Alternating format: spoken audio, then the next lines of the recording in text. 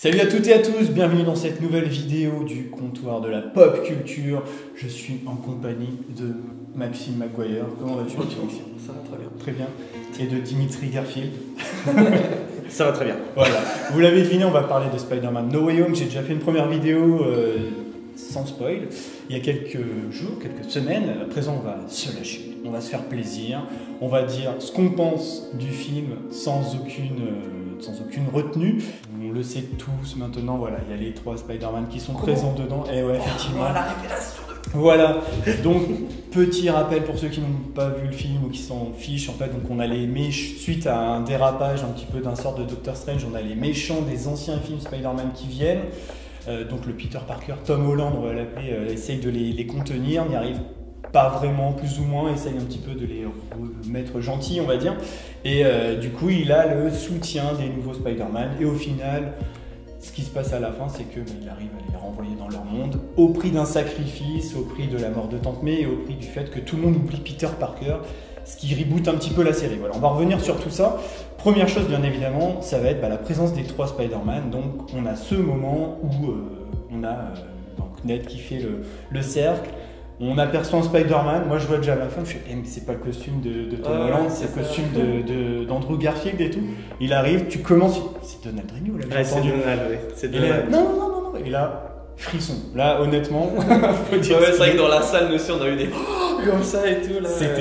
Ça a marché. Ouais, j'ai eu une très bonne séance. Hein. Nous, on a eu pas des trucs de ouf, mais des applaudissements. Ouais, on a eu des applaudissements au moment de l'arrivée et surtout, on a eu quand même des réactions, même pour le caméo de Charlie Cox.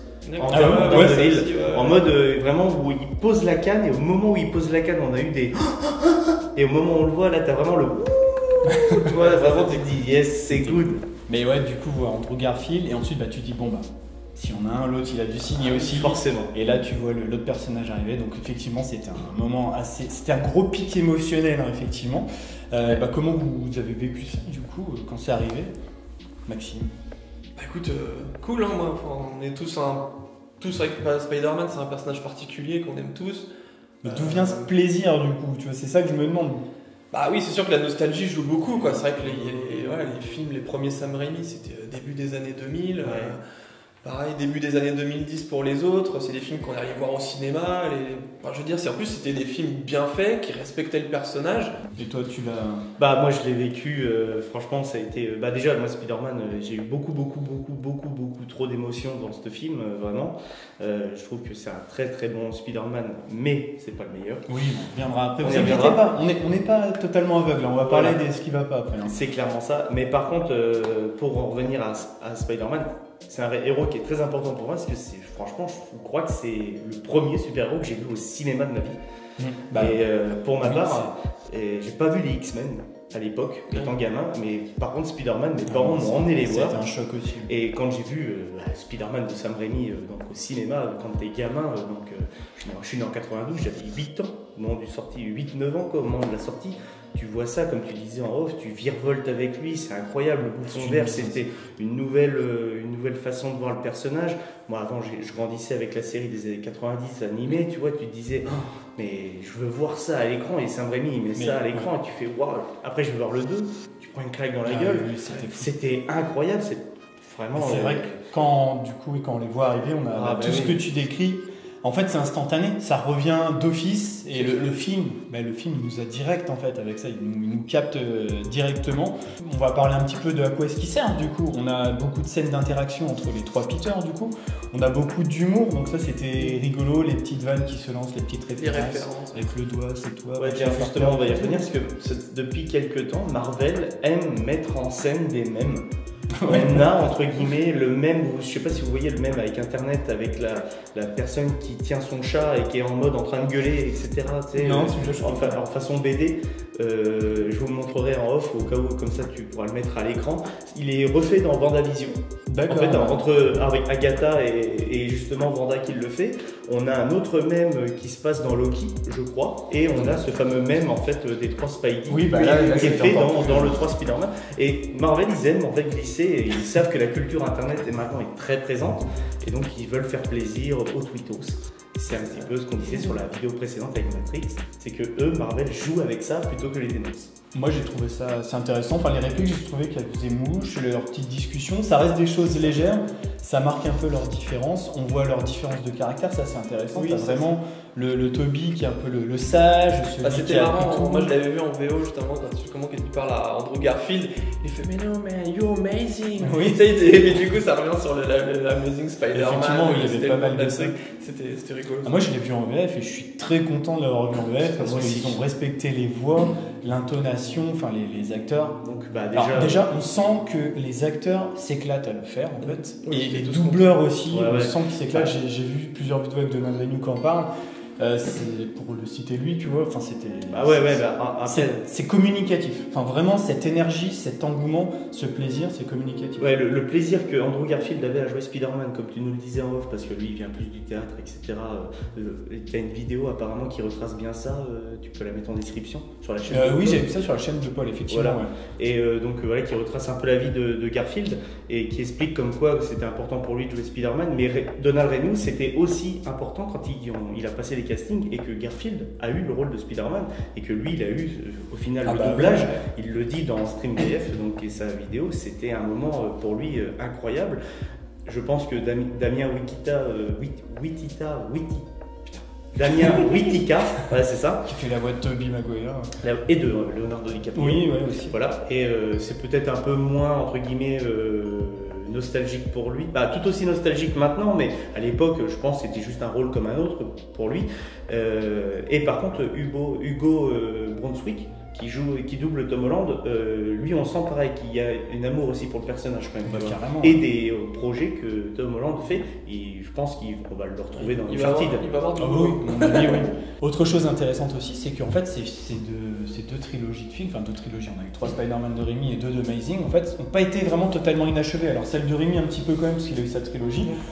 Qu'est-ce qui s'est passé après? On sent qu'il y a eu un après qui a vécu, donc on a l'impression que le Tobey Maguire, il est avec MJ, que c'est un peu compliqué, mais qu'il a plus ou moins une stabilité, on va dire.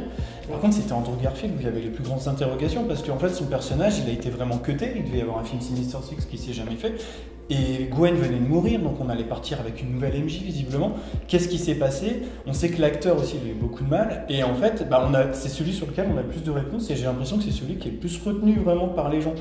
Et c'est très intéressant un petit peu de voir comment le personnage a été fait. Alors déjà, tu vois qu'ils sont très différents les trois aussi, ouais. Donc ça c'est pas mal. Lui, il est vraiment en recherche d'affection, t'as l'impression qu'il manque d'amis, il le dit, il est tout seul. Oui, ça, il le dit. Et il a une noirceur en lui, et ça j'étais content de le voir parce que je savais en m'étant renseigné avant que s'il allait revenir, il fallait que son Spider-Man il soit différent, et il a intégré un peu de la noirceur de Garfield dans ce qu'il raconte, dans son propos, et on sent qu'il a eu un moment difficile, il a peut-être mal tourné, et finalement il s'est fait une raison à la fin, visiblement. Il y a ce moment aussi où il sauve MJ un petit peu en mode voilà, j'ai pas pu sauver Gwen, là j'ai pu sauver MJ sur le chemin de la rédemption. Donc il y a je trouve qu'il joue super bien aussi. Enfin vraiment avec son visuel, quand il est dans le mode énergique, il est très bon, quand il est en mode triste, enfin c'est vraiment un acteur de théâtre en plus, ça. Ouais, voilà. Du théâtre. Mais ça se ressent, franchement, il est presque réhabilité, quoi. Enfin, il est presque, c'est peut-être lui qui se dégage le plus des trois, même. Ah bah, qui totalement. est inattendu. Enfin, je m'attendais vraiment pas à ça. D'ailleurs, je trouvais que ces films étaient pas mal. Hein. Ah oui, c'est pas... ouais, ces films sont un peu sous-exploités, clairement, ça, surtout le 2 par exemple. Parce que le 2, tu sens que je pense qu'il y avait une vision du réalisateur, une vision du studio, ça a bifurqué sur plein de trucs et ça a fait un blobby-boulia qui est pas terrible. Mais par contre, on sent que les gens ont envie de voir The Amazing Spider-Man 3. Là, il y a un engouement. Là, il y a un engouement vraiment sur ce projet. Surtout que maintenant qu'ils ont ouvert le multiverse, en théorie, ils peuvent faire ce qu'ils veulent. Après, je pense qu'ils ont déjà des plans. Est-ce que ça va bousculer leurs plans? Est-ce qu'ils vont revenir? En tout cas, il y a une hype. Hein. Et franchement, on aura des réponses aussi au mois de février parce qu'il y a Morbius qui sort. Oui, et Morbius, qui fait partie de l'univers Spider-Man, mais on ne sait pas trop dans quel univers il se situe. Alors la question aussi qu'on peut se poser, c'est est-ce qu'ils étaient utiles pour aider Tom Holland? Qu'est-ce que t'en penses, toi? Moi, je trouve que oui, parce qu'ils arrivent un peu en mode. C'est vrai que là, il est vraiment dans sa teenage, Tom Holland, quoi. Il a 17 ans, quoi. Et eux, ils arrivent un peu vraiment en mode grand frère. Voilà, nous on a de la bouteille, on a déjà vécu plein de trucs, et ils participent. Là, on peut voir en Héréditaire, en plus de la mort de la tante May et des épreuves qu'il va avoir, il participe aussi à faire grandir le personnage de Tom Holland et à évoluer de passer de l'âge ado à l'âge adulte. Quoi. Je pense que s'il n'avait pas été là, les deux, il aurait pu grandir quand même, et ça accélère peut-être un peu les choses. Donc, en tout cas, ils ont réussi à trouver une petite justification scénaristique à leur présence. Alors, tout ça, c'est bien beau, on a les 3 Spider-Man, on est content et tout, mais la vraie question, c'est si on enlève cette nostalgie, est-ce que le film se tient ? Est-ce qu'il y a quelque chose derrière ? Est-ce qu'il y a un propos ? Et c'est là où moi, je vais être beaucoup plus mitigé, notamment sur la réalisation de Jon Watts, sur le scénario. Hormis cette phase émotion qui nous capte d'office, c'est facile de jouer là-dessus. On reste encore en dessous vraiment de ce qui s'est fait, vraiment je trouve, avec notamment ceux de Sam Raimi. On a quelque chose de sain qui manque un peu de cohérence, on a une réalisation très fade, enfin vraiment ça je l'avais dit dans la première vidéo, mais ça m'a choqué le manque d'envergure. Enfin il y a beaucoup de matériel, on a 3 Spider-Man et tout va vite. Tout est fait rapidement, il n'y a rien d'iconique, il n'y a rien qui capte l'attention. C'est pas James Gunn ou Taika Waititi. Et en fait, quand tu repenses au film, tu as l'impression qu'il commence au moment où tu vois Andrew Garfield. Enfin, c'est fou. Mais pourtant, il y a des scènes avant, on voit les méchants, il y a des interactions avec les méchants. Il y a des choses inédites qui ont été faites. Par exemple, tu as les méchants qui s'échangent des répliques. Il essaye de guérir les méchants, pourquoi pas. Mais alors, ça pose plein de questions sur le fait de les envoyer dans leur univers. Qu'est-ce qui va se passer ? Ça fait des autres timelines. Ils vont revenir, ils vont mourir tout de suite. Enfin... Est-ce qu'il y a quelque chose pour vous, à part le fait qu'il y ait 3 Spider-Man, est-ce que le film vaut quelque chose ? Vraiment en enlevant l'émotion. Si t'enlèves, et après le côté nostalgique qui marche, parce que j'entends beaucoup me dire c'est le meilleur Spider-Man, c'est même le meilleur film du MCU. Non, arrêtez carrément. Non. Après, à chacun sa personne. Oui, voilà, chacun son ressenti. Parce que les gens réagissent sur leurs émotions. Mais après, si est-ce qu'on est d'accord pour dire que c'est le meilleur Spider-Man du MCU ? Non. Du MCU ? Du MCU pour moi, si. Du MCU, oui. Du MCU, moi j'aimais bien le Far From Home. Ah, moi c'est celui que j'aime le moins. Alors, et pourtant, je partage ton avis aussi, j'aime bien Far From Home. Mais par contre. New York me manque dans Far From Home. Justement, je suis trop loin de la maison. C'est ça. Dans celui-ci. Moi, mais par contre, dans le MCU, clairement, c'est le meilleur. C'est le meilleur parce qu'il y a quand même des vrais moments de bravoure par rapport à Tom Holland. Rien que déjà dans toutes ces scènes de combat, donc la scène qui est dans le couloir par exemple, où tu as vraiment des coups qui sont portés avec des intensités de sang. Quand il se bat contre le bouffon vert. Ouais, quand il se bat contre le bouffon vert, même sur le bouclier, c'est vraiment bien fait. Par contre, j'ai un truc à dire. Voilà, mais moi je trouve que sur le bouclier, j'ai beaucoup aimé. J'ai vraiment beaucoup aimé la scène du bouclier. Avant le passage de Toby, avant qu'il apparaisse, vraiment. Là, on enlève l'émotion. Voilà, on enlève l'émotion.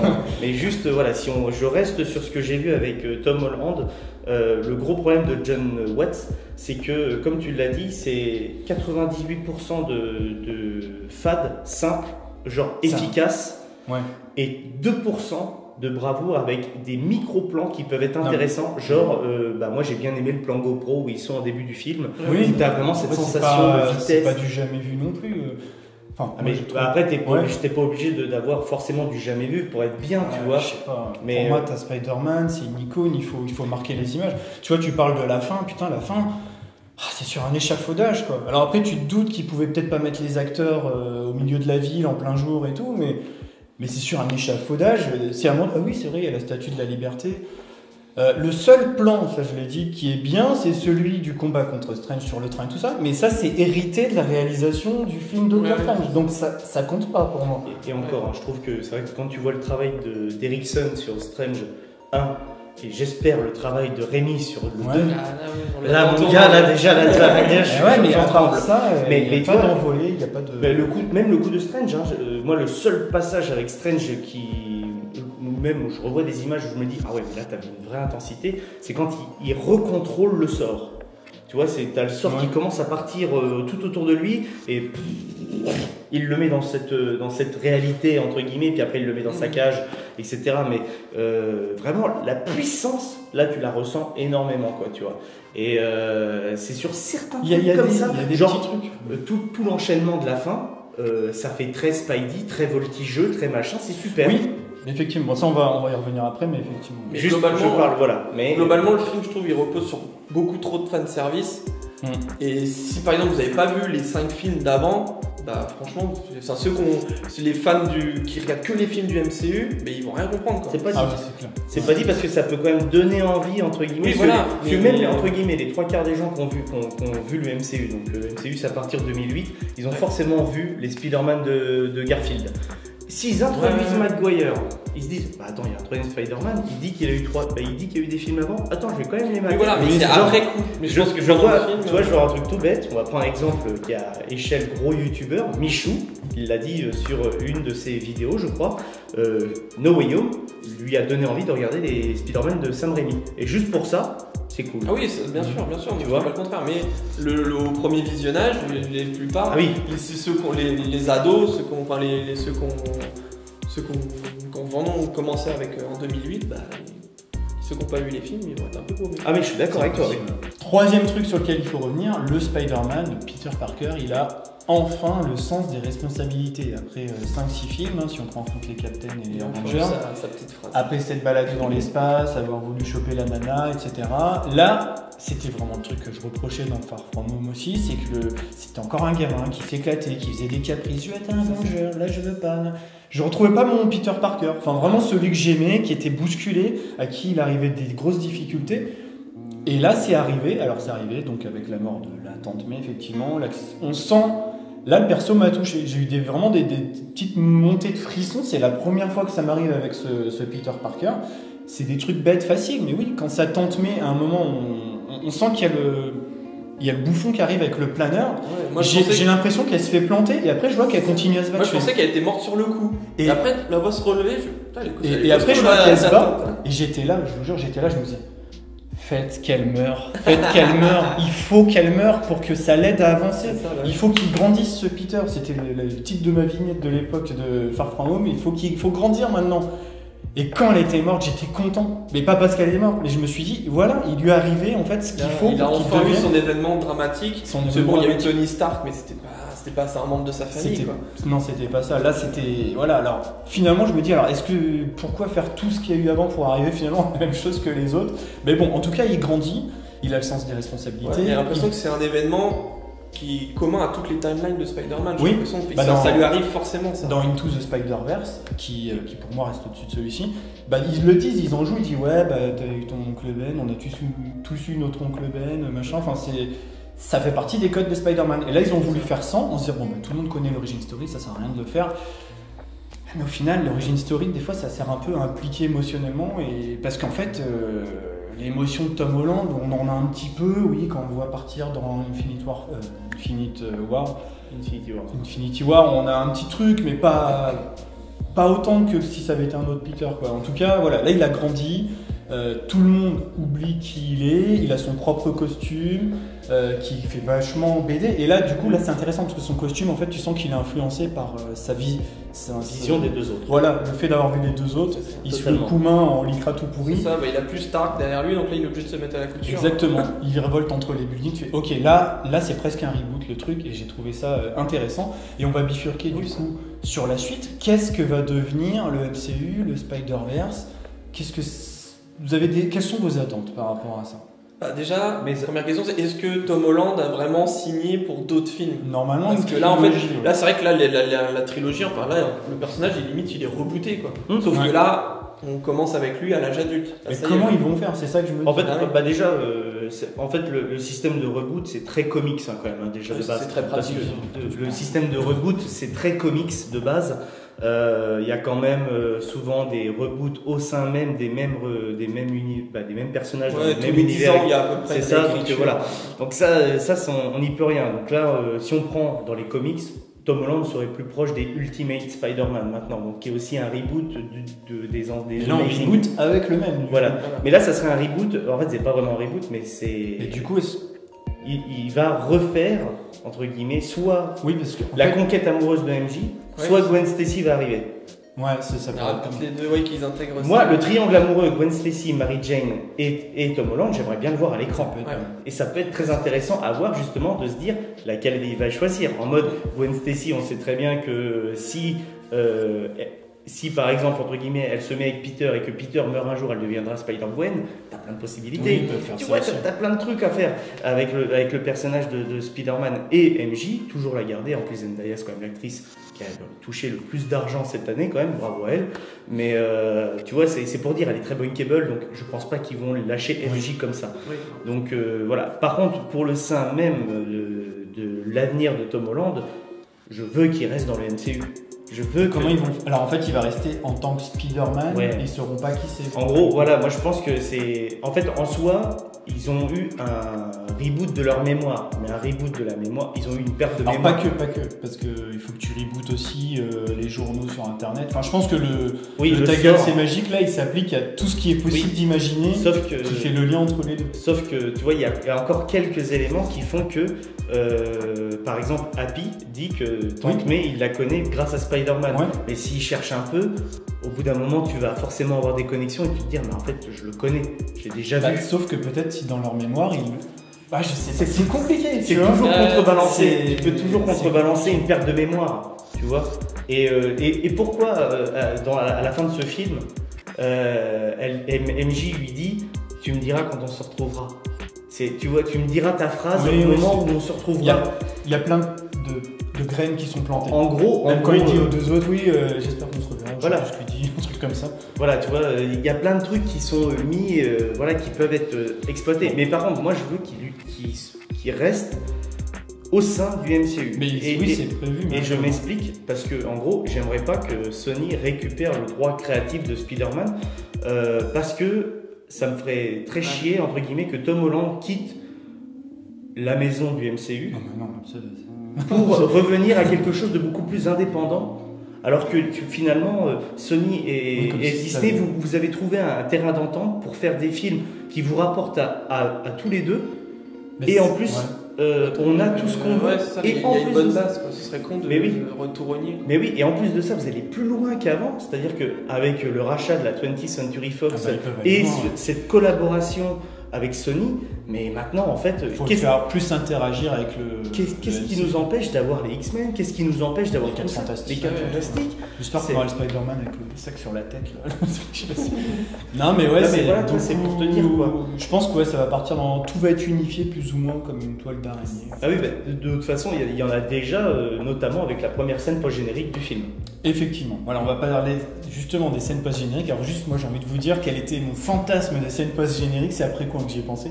Mais je me suis dit, ça aurait été génial qu'on voit par exemple Peter qui est dans New York, qui se balade, et en fait qui croise par exemple Daredevil en fait. Ouais. Et du coup ils discutent et en fait ils le reconnaissent, tu vois. Enfin, ils reconnaissent que ce soit Peter. Je sais pas comment te dire, mais il a déjà vu Peter en fait. Bah oui, parce qu'il va le voir dans le film. Mais en fait, lui, le fait qu'il y ait le masque ou pas, il aurait pu le reconnaître, tu vois. Grâce à son sens. Je pense qu'il le sait déjà. Bah, et ça aurait été intéressant d'avoir cette petite graine plantée. Voilà, bon, malheureusement, on n'a pas eu ça. À la place, je te laisse parler de ce qu'on a eu. De quoi, de Charlie La scène post-générique. Non, de la scène post-générique. Oui, non, à la place en scène post-générique, on a eu du coup Tom Hardy. Tom Hardy Venom dans un bar. Alors au début je me fais mais attends, ils expliquent au début que le sort de Strange ne fait revenir des autres univers que les personnes qui connaissent l'identité secrète de Spider-Man. Du coup je fais qu'est-ce qu'il fout là lui? En plus il est en mode je connais pas trop, j'ai entendu parler d'un gars à New York alors que le Venom se passe à San Francisco. Et je fais mais en fait ça n'a rien à foutre là. Et après ils le font. Après c'est intelligent de la part de Disney parce qu'en gros après ils font disparaître au moment où le sort c'est l'inverse, ils font disparaître Tom Hardy et du coup il reste un tout petit morceau de Venom dans l'univers de Tom Holland. Mais ça c'est un coup de génie. Ça c'est très malin. Ça c'est un coup de après, génie. J'ai lu si tu te demandes pourquoi le morceau il est pas reparti. Et après j'ai entendu qu'en fait tous les Venom auraient une espèce de conscience unifiée à travers les multiverses et c'est comme ça qu'il aurait vaguement entendu parler de Peter Parker. Alors non mais apparemment c'est pas genre c'est à la fin de Venom 2. C'est à la fin de Venom 2. Il y a une séquence post-générique à la fin qui est naze, vraiment nulle, comme le film. C'est pour ça que j'ai pas eu envie de le voir. Voilà, mais la séquence post-générique, elle est aussi nulle. Et en plus, elle commence par une phrase, et c'est genre Venom qui parle et qui dit tu sais, Ellie, on a tous la même mémoire. Mais genre, c'est une phrase. Non, il dit oui, on a traversé plein d'univers, on a traversé plein de contrées, machin. Le coup de la mémoire collective, il le dit aussi. Et après, il dit comme quoi, et puis aussi, j'ai une mémoire de 8 milliards d'années. Alors qu'il faut savoir quand même que l'univers, il en a que, ça fait que 1 milliard et des bananes qu'on existe. Mais bon, voilà, justement, Gary, dans mon émission. C'est plus 13 milliards, bon, ouais, on va pas faire de physique. Mais ouais.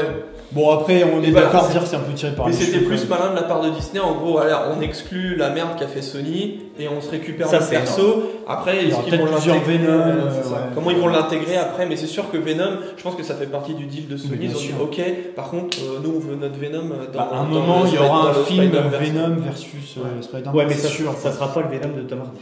On sait pas, ouais, on sait pas comment. Ça, c'est sûr. Par contre, je pense que c'est juste les séquences post-génériques étaient juste là dans ce film Spider-Man purement marketing. Ah oui. La séquence post-générique de Spider-Man No Way Home est juste là pour dire on a un Venom chez nous, chez Sony, c'est Tom Hardy qui le joue, regardez-le. En plus, le 2, il se fait un peu matraquer la gueule, s'il vous plaît, êtes là.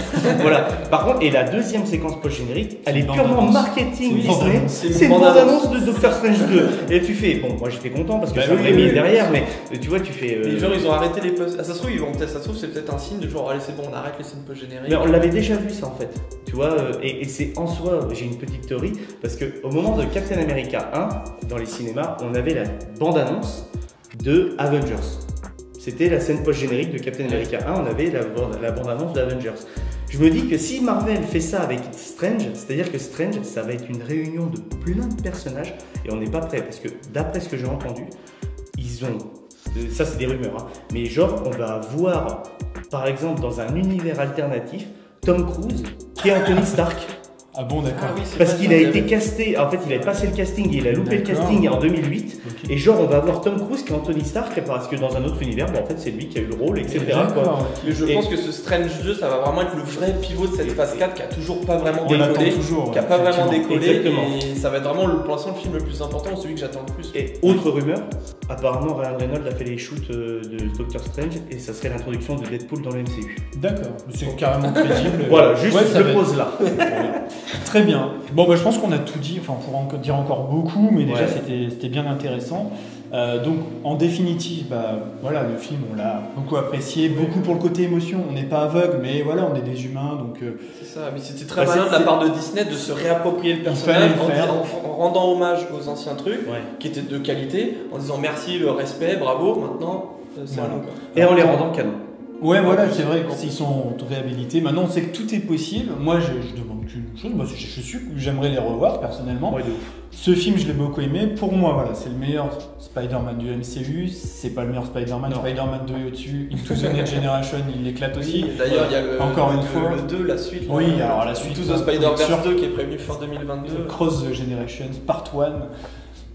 J'ai trop hâte de le voir. Par contre, le truc à faire, c'est qu'il faudra vraiment, pour moi, changer les équipes, avoir des créatifs, des visions derrière, des personnes qui connaissent bien les BD, qui ont une façon de mettre en image les choses, parce que là, ça ne va plus du tout au niveau de la réalisation. Je sais que le film bat des records, mais s'il te plaît, Kevin Feige, prends des gens qui ont une vision, comme tu as commencé à le faire avec certains films Marvel. Justement. Il faut qu'il y ait une meilleure vision et une meilleure mise en scène. Croisons les doigts que la réalisation de Doctor Strange 2 se passe bien.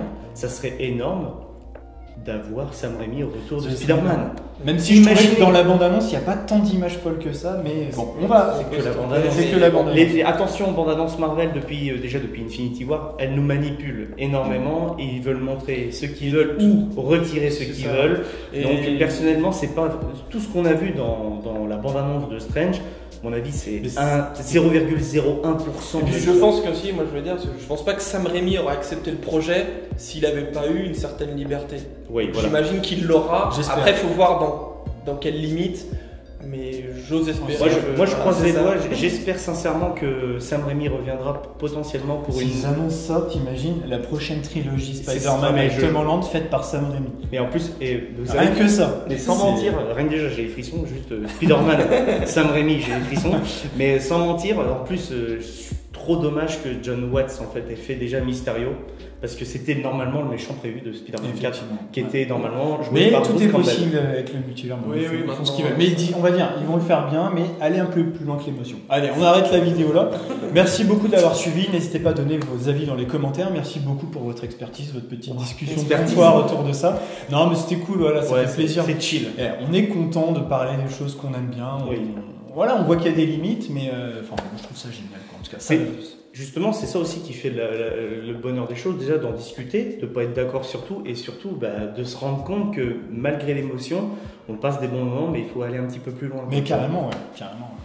Encore merci d'avoir suivi la vidéo qui était peut-être un peu trop longue, mais voilà, en tout cas, ça fait plaisir. On se dit à bientôt, allez au cinéma, et puis à la prochaine. Ciao. Shazam.